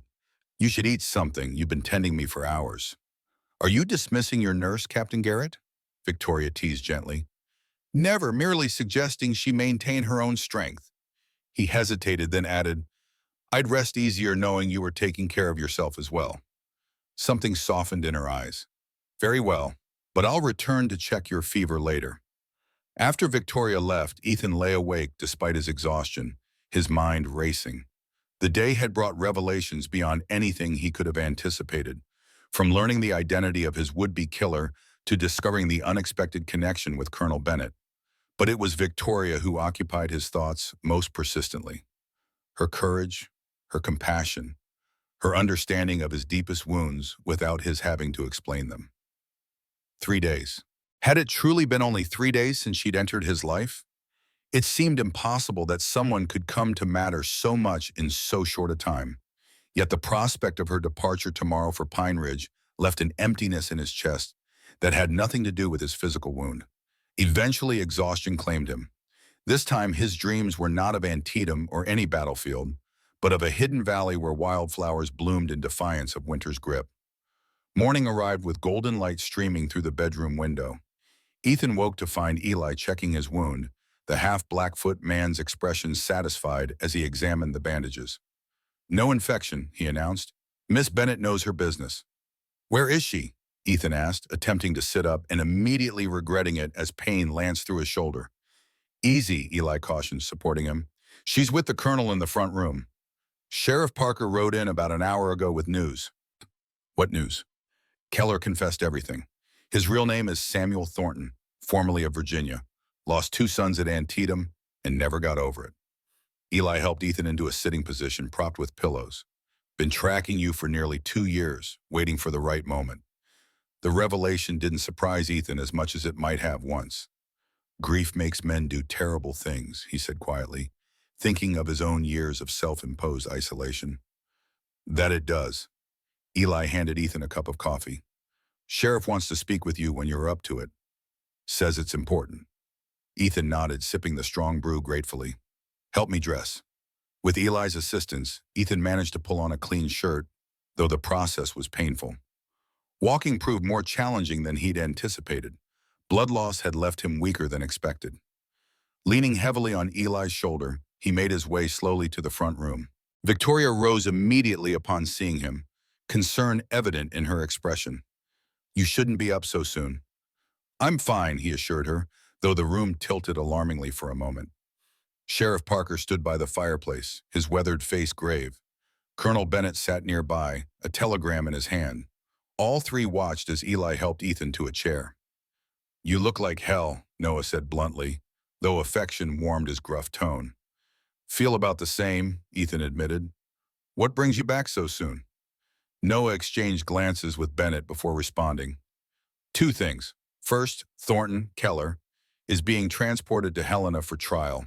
You'll need to testify, but not for several weeks. And the second? This arrived for the colonel this morning.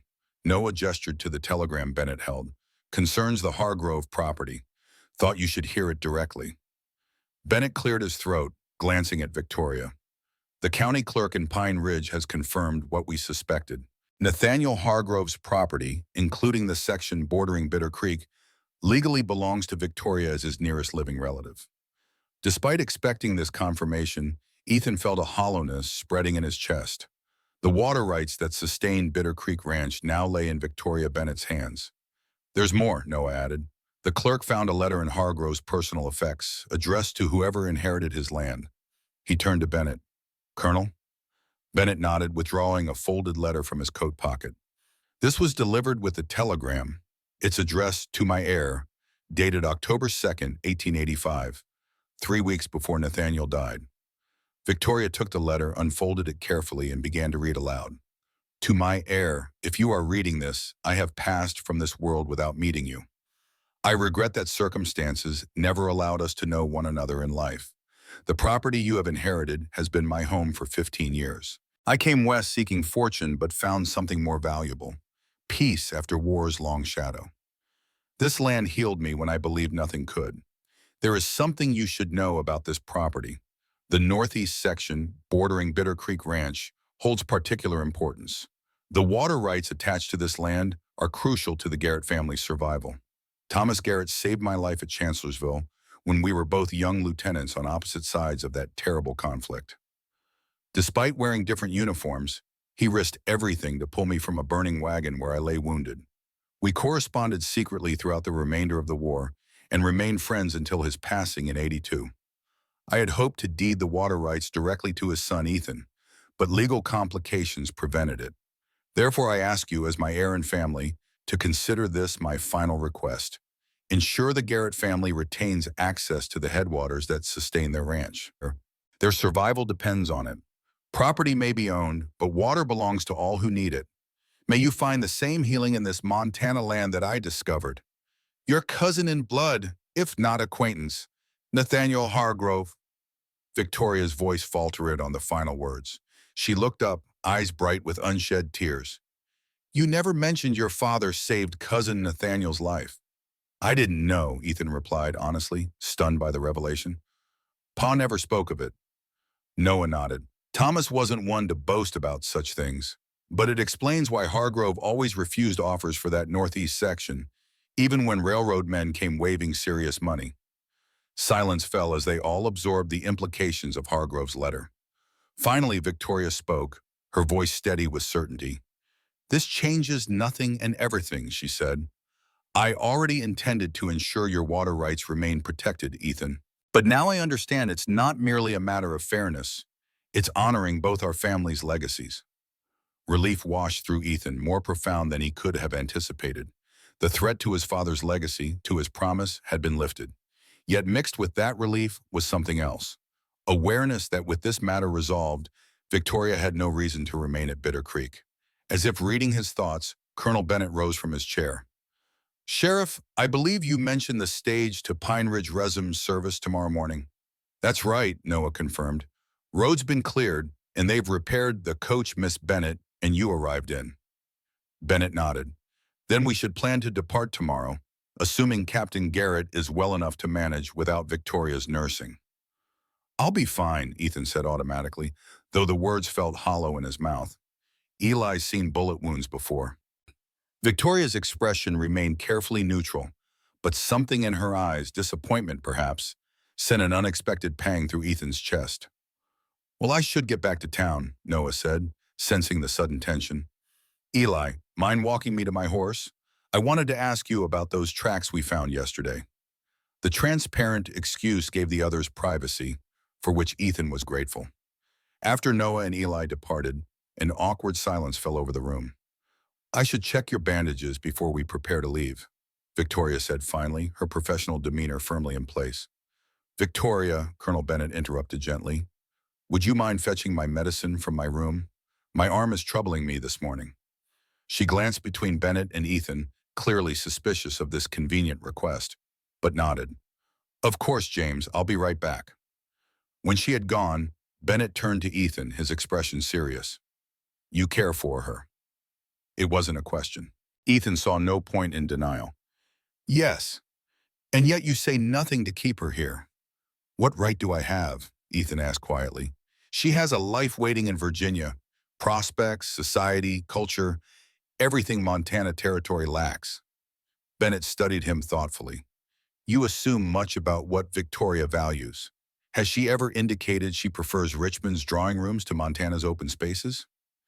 Before Ethan could respond, Victoria returned, a small bottle in hand. Your medicine, James.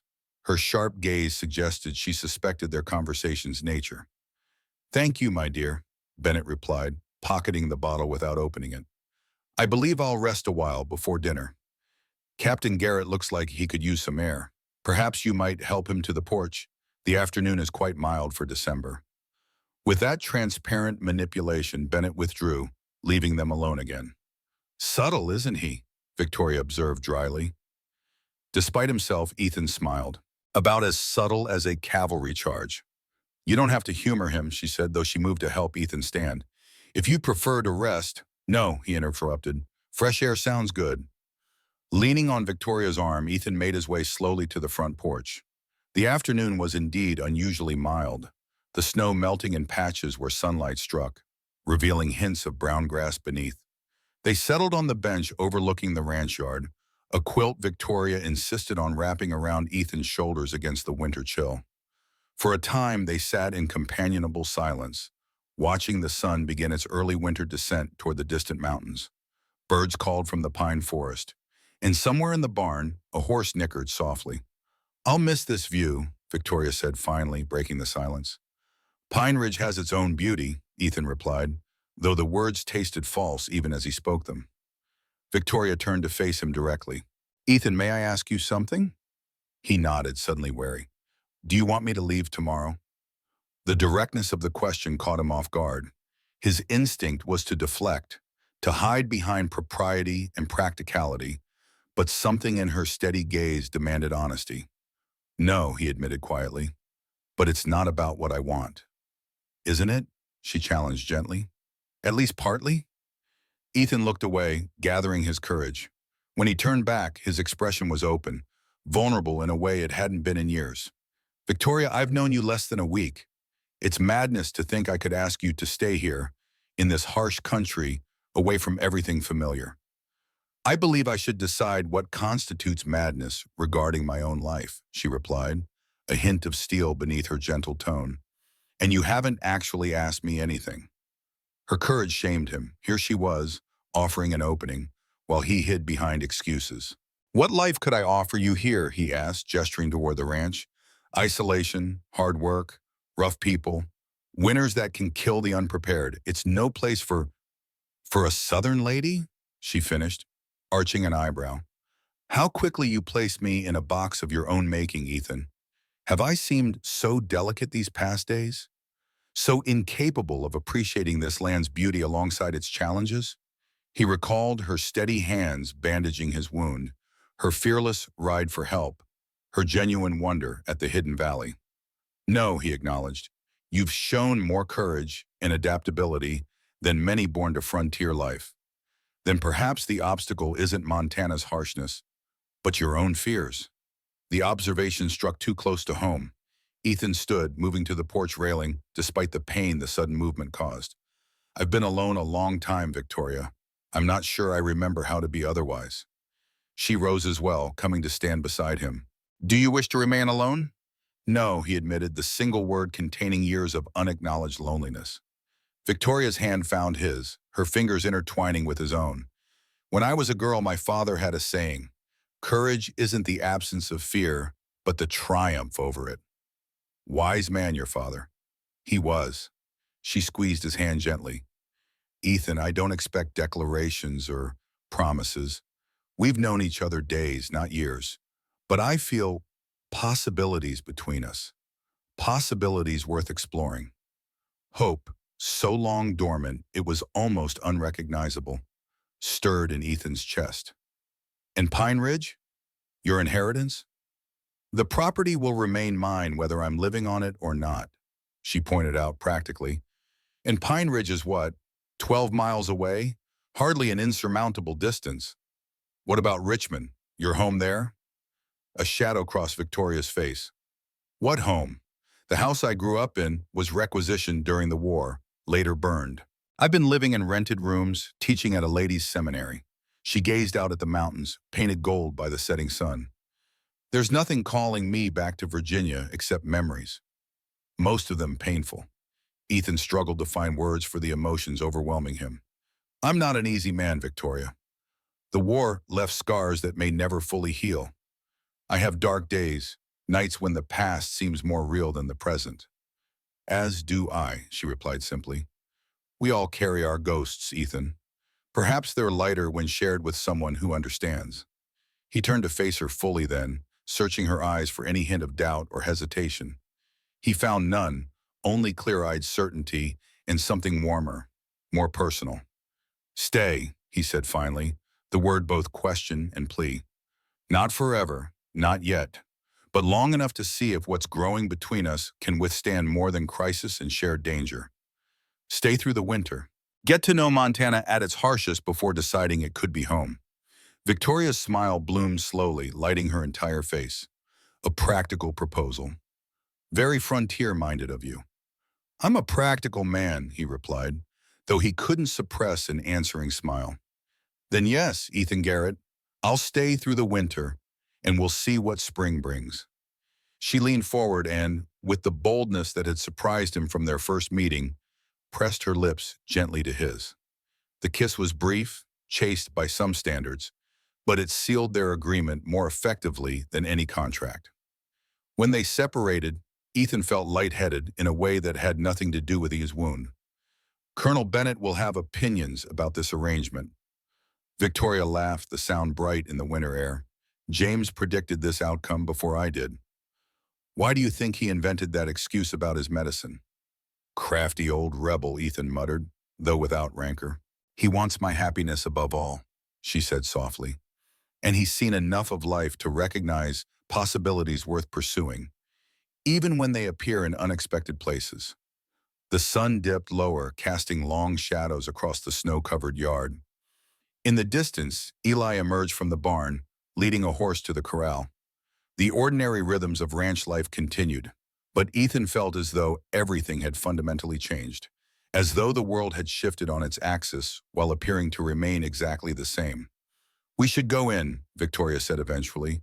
You need rest, and I should inform James of our arrangement. Ethan nodded, allowing her to help him back into the cabin. As they entered the warmth of the main room, he realized he felt lighter somehow, as if a burden he'd carried so long he'd forgotten its weight had been partially lifted. Colonel Bennett sat by the fire pretending to read a book that Ethan strongly suspected had been held at the same page since they'd gone outside. The older man glanced up, taking in their linked hands and matching expressions, and smiled with satisfaction. I take it the fresh air was beneficial, he observed mildly. Most beneficial, Victoria agreed, her tone equally casual. In fact, I've decided to extend my stay in Montana Territory through the winter, to properly evaluate my inheritance options. Have you indeed? Bennett closed his book, his expression innocently surprised, though his eyes twinkled with poorly concealed amusement. And where will you be conducting this evaluation from? Pine Ridge has limited accommodations, I understand. Victoria glanced at Ethan, a mischievous smile playing at the corners of her mouth. I've received a generous offer of lodging at Bitter Creek Ranch, where I can conveniently continue my nursing duties. Most practical, Bennett agreed solemnly, though society might raise eyebrows at such an arrangement without proper chaperonage. Which is why your continued presence would be most appreciated, James, she replied smoothly. If your schedule permits, of course. The colonel's eyebrows rose. You want an old one-armed Confederate to remain in a house with a Union cavalry officer? The war might resume under such conditions. I believe a truce has already been negotiated, Ethan said, finding his voice at last, based on mutual respect and shared interest. Bennett studied them both for a long moment, then nodded decisively. Very well, I'll postpone my return to Richmond until spring. Someone must maintain appearances after all. His stern expression softened. And I admit, Montana's landscape has a certain rugged appeal I hadn't anticipated. Relief washed through Victoria's expression. She crossed to Bennett's chair and bent to kiss his cheek.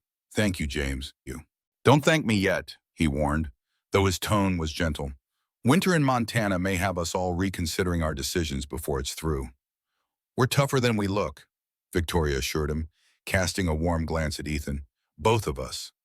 Later that evening, after dinner had been cleared away and Bennett had retired, Ethan and Victoria sat alone by the fire in the main room. Ethan's journal lay open on his lap, the first time he had willingly shown it to anyone. Every name, he explained quietly, sliding the journal toward her, represents a promise unfulfilled. Victoria's eyes moved over the pages, lingering on a letter to a mother in Ohio whose son had fallen at Cold Harbor. When she looked up, her expression had softened. Ethan, this isn't just penance, it's a form of honor, keeping their memory alive. Is there truly a difference, he asked? All the difference in the world. Her fingers traced the careful handwriting. What you see as a burden might actually be your greatest strength, the capacity to remember, to care, to carry them with you instead of trying to forget. Her insight struck Ethan deeply. Each night, pen scratching across paper became his confessional, a ritual of penance for orders given in haste, for judgment clouded by exhaustion, for the arrogance of believing he could shepherd men through hell unscathed. The ink flowed like the blood he couldn't stanch on those distant battlefields. Victoria's perspective offered a different way to understand the ritual, not as self-punishment, but as maintaining connection with those who had trusted him with their lives. Perhaps, she suggested hesitantly, you might consider actually sending some of these, not all at once, but gradually. The families might find comfort in knowing their loved ones are still remembered, still honored after all these years. The idea both terrified and intrigued him. You think so? Victoria nodded. When Thomas died, we received letters from his commanding officer and several comrades. They brought pain, yes, but also pride, knowing he was valued, respected. She touched his hand gently. Your words might offer similar comfort. Ethan considered this possibility. The thought of his private thoughts being read by strangers was daunting, but Victoria's reasoning was compelling. Perhaps it was time for the words to fulfill their original purpose, to connect rather than isolate. I'll think on it, he promised. She smiled, understanding his hesitation. That's all I ask. Outside, snow began falling again, soft flakes drifting past the windows. But inside Bitter Creek's cabin, warmth prevailed, not just from the crackling fire, but from the tentative connection forming between two people who had survived war's devastation and found unexpected common ground in its aftermath. Will you read me one of your poems? Ethan asked suddenly. Not the one from the valley. A different one. Victoria looked surprised but pleased by the request. I have one I wrote after visiting the ruins of our family home in 1867. It's not cheerful, I'm afraid. I don't need cheerful, he assured her. Just honest. Nodding, she closed her eyes briefly, recalling the words, then began to recite. Where once stood columns, now charred bones reach skyward, blackened ribs of a house that breathed family. I walk the hollow shell of memories, each footfall echoing through rooms no longer there. Here, the piano stood where mother played Chopin. There, father's desk held maps and letters, dreams. The staircase, now phantom steps to nowhere, once rang with children's laughter, now with silence. They say time heals all wounds, but some simply scar over, sensitive to changing weather. When storm clouds gather, old breaks ache, reminding flesh of what was broken. Yet standing in these ruins, I find not just loss etched in stone and soil, but something unexpected taking root.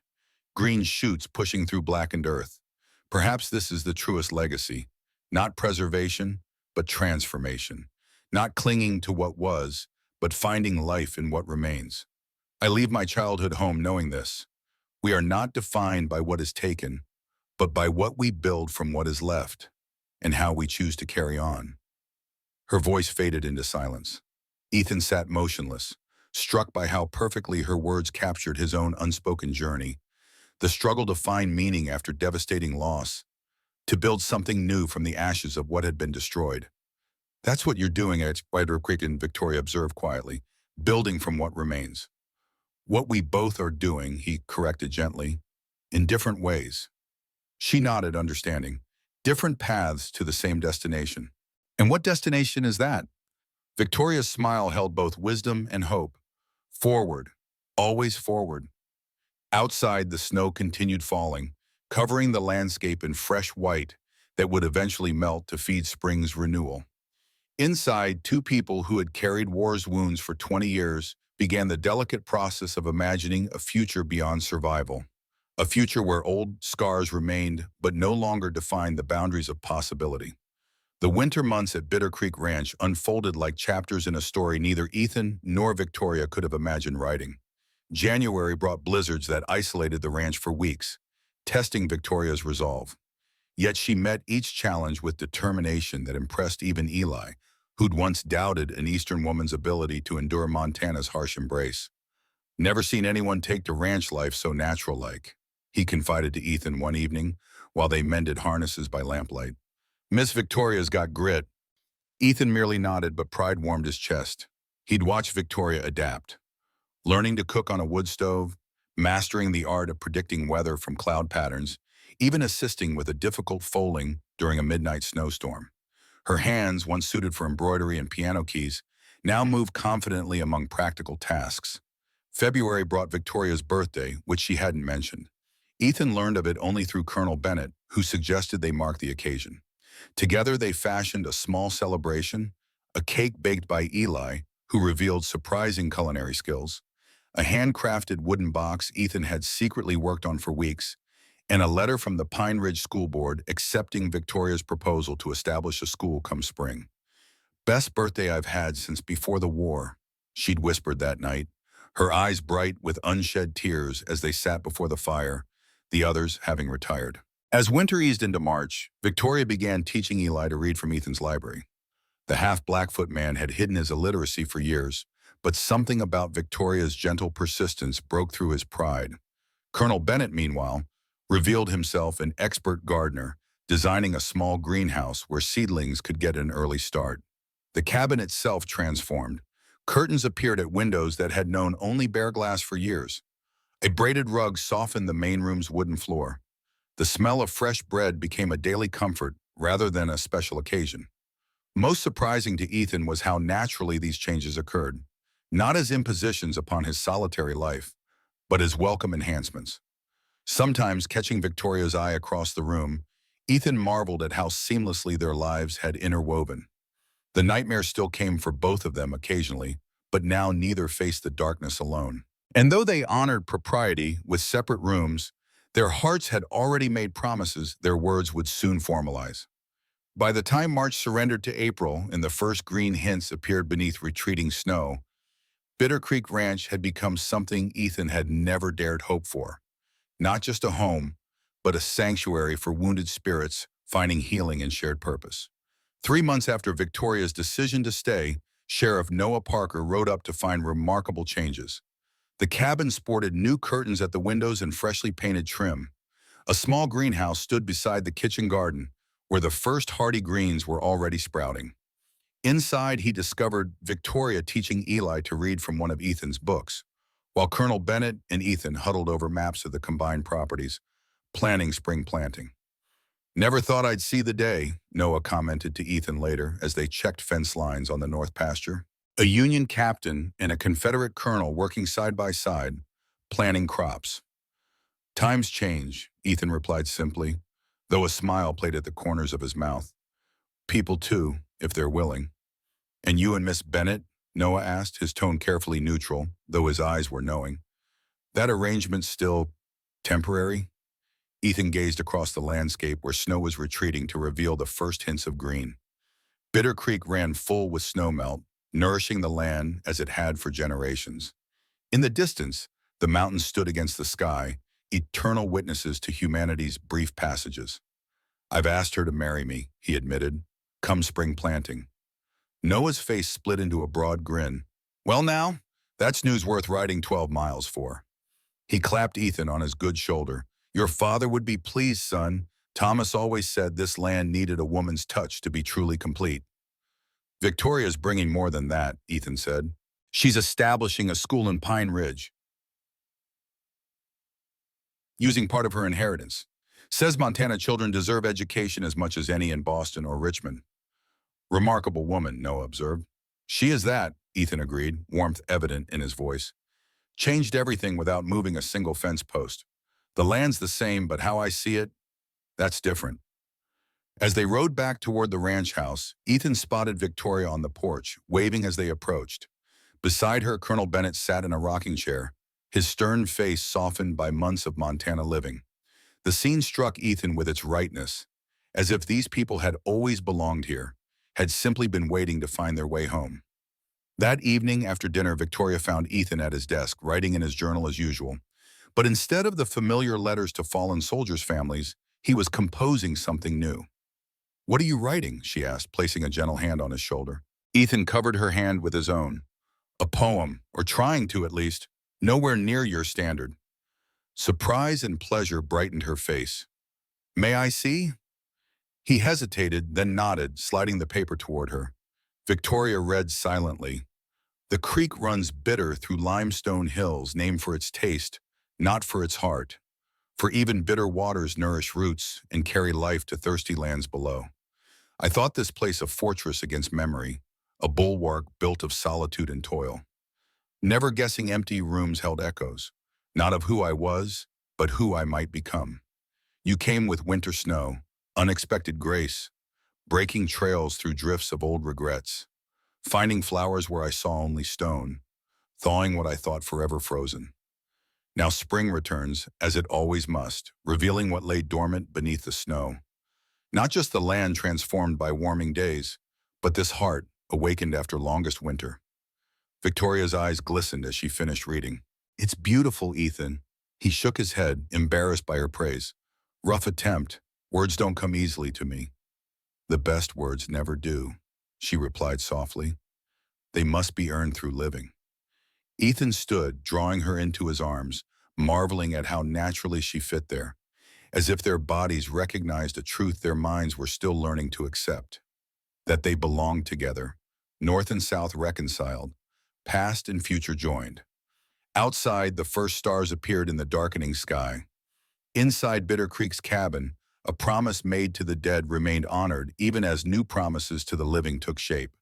The land Thomas Garrett had cherished would pass to his son and the remarkable woman who had ridden into their lives on a snowy Christmas Eve, bringing with her the possibility that survival alone was not enough, that life, fully lived, required courage to risk the heart as well as the body. In the hidden valley where wildflowers now bloomed in profusion, a small cabin was taking shape, a wedding gift from Colonel Bennett, who insisted the newlyweds would need privacy come spring. The structure stood where the waters of Bitter Creek emerged from the earth, at the source, where transformation began. Like the creek itself, their story had started in winter's grip, flowing through rocky passages and unexpected turns. Now it continued onward toward horizons neither could have imagined alone, bitter waters sweetened by the journey shared. As they planned their spring wedding, the couple envisioned a future where Bitter Creek would flourish under their joint stewardship. Victoria's school in Pine Ridge would open its doors by autumn, welcoming children from scattered homesteads across the county. She had already ordered books from Boston publishers, primers and literature alike, determined that frontier children would have access to education rivaling any Eastern establishment. Ethan, finding new purpose in Victoria's vision, had agreed to occasionally teach the older boys about land management and ranching techniques. He'd even tentatively discussed with Sheriff Parker the possibility of starting a veterans support group where former soldiers from both sides could share their experiences without judgment. The combined Garrett-Hargrove lands would become a model of progressive ranching techniques. Colonel Bennett, having discovered an unexpected talent for agriculture, had drawn up plans for crop rotation that would preserve the soil while maximizing yield. Eli Stone, now reading with growing confidence, had been promoted to full partner in the ranch operations. Most precious to Ethan was the small nursery room Victoria had sketched into their cabin plans, a space for the family they both hoped would follow, children who would grow up knowing neither blue nor gray, only the boundless Montana sky above and the nourishing waters of Bitter Creek below.